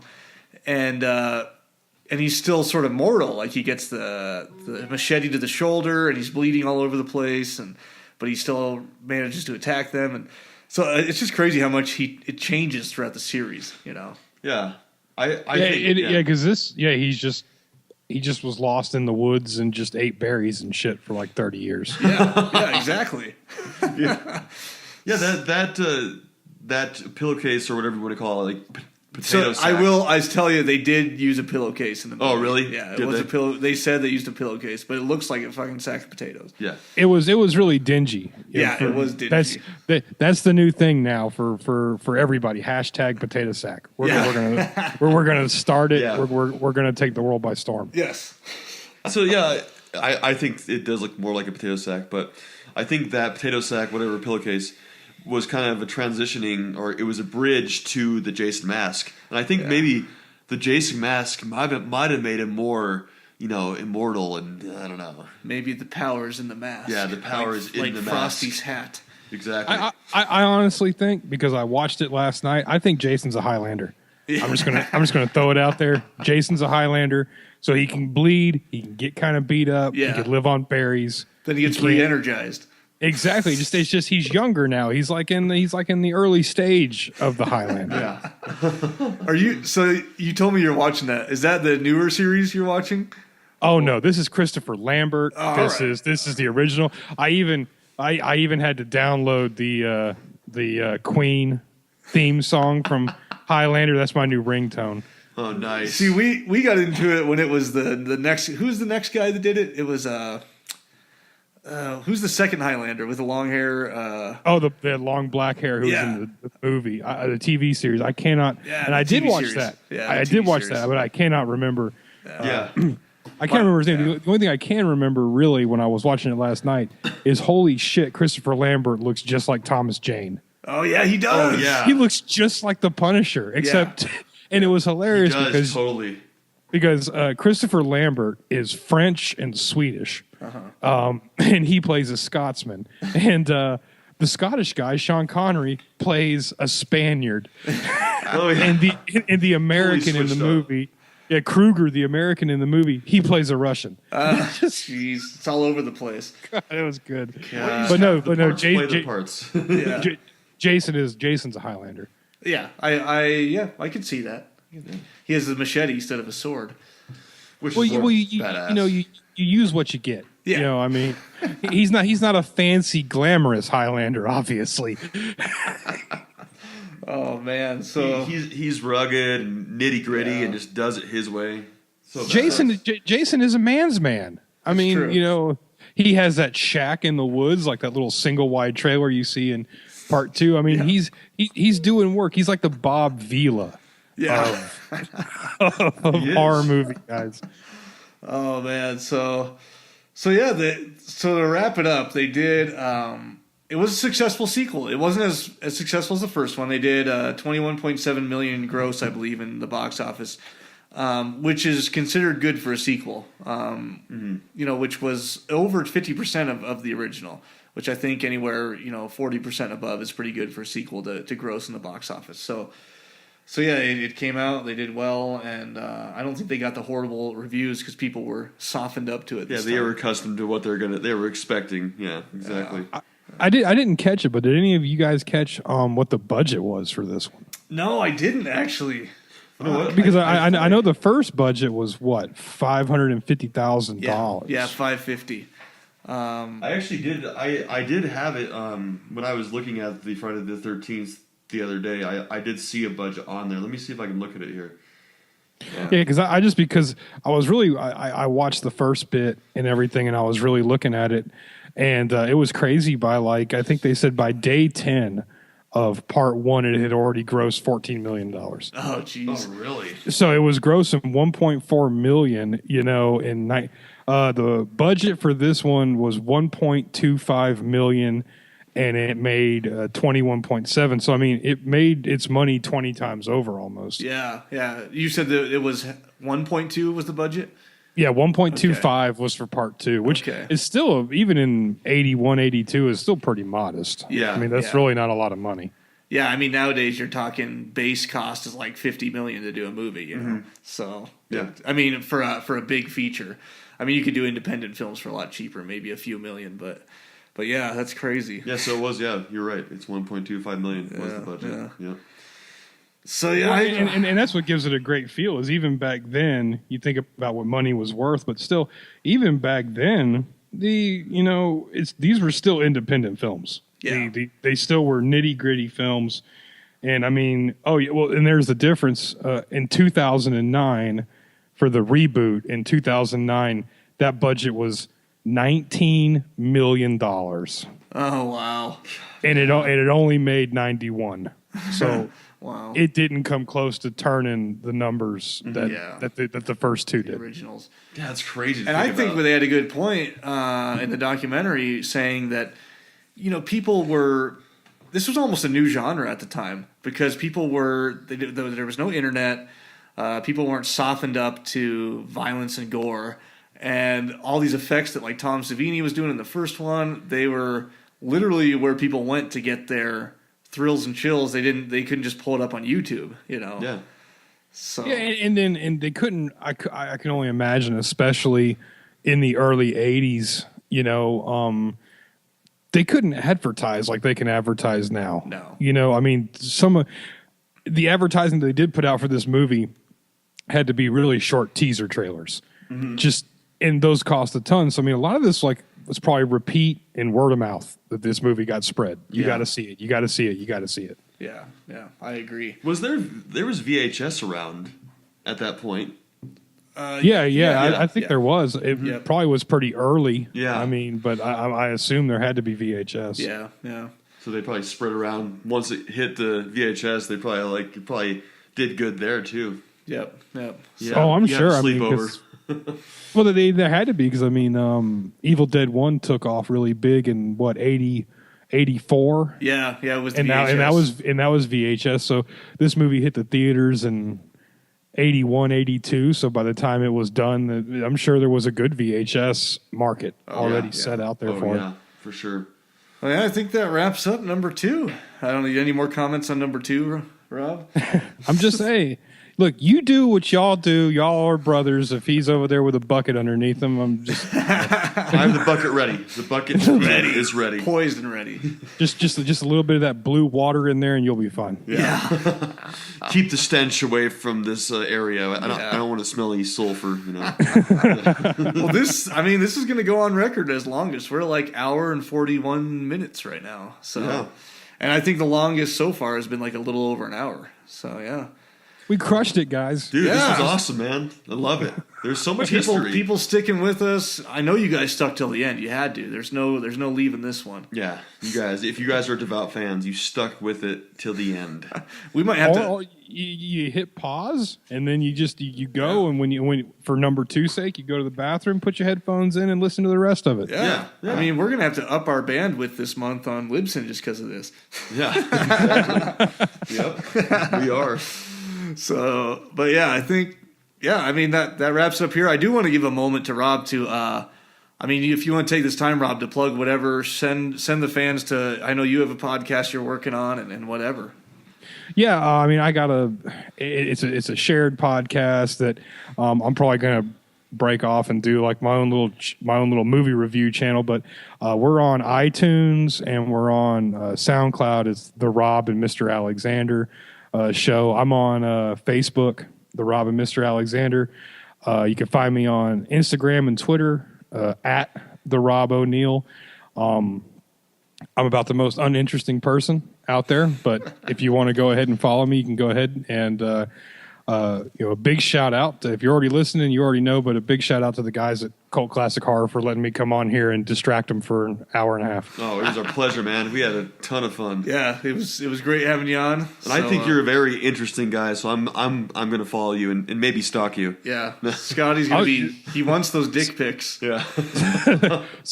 Like I said, it's the bush, so I mean, I'll have to comb it out. Okay. I mean, As long as you just comb some pretzel pieces out, and You're gonna I'll have take to. some of that. You're gonna have to buy that. What's that thing called? The infomercial, the D Nodder. Yeah. That's used for like dogs and cats, but I think you could use it for on your beard too. I've got a good beard going, so I just put a little beard balm, a little salve, Nice. down there, and everything. It smells like lavender. Nice. So it's very nice. That's good to know. That's my favorite scent. All right. Well. we just got a little Nightmare on Elm Street Part 2 there. Yes, Yeah, we did. we did. Yes, But we did. I mean, I'm feeling it. There's a connection there. Oh God. Gotta love it, you guys. Gotta love it. Well, yeah. Well, thanks for joining us, Rob. And as as always, you can find us at cultclassichorror.com and Facebook at Cult Classic Horror, Instagram, Twitter, all that shit. You can just find us on those places. Make sure you also give us a good review and rating on iTunes if you haven't already. We appreciate that. Yes. And submit your shit for Horror Freak of the Week so we can send you some stuff. Yeah. Do it. Quit Free being shit. a bunch of bitches. Go out there and take care of Go handle your business, fellas. Yeah, really. Who doesn't like free shit? Well, yeah. Well, thanks again for joining us, Rob. Oh, no problem. Thank you guys again for having me. Yes. And we'll catch you guys next week. See you guys next week. Don't you blame the movies. Movies don't create psychos. Movies make psychos more creative.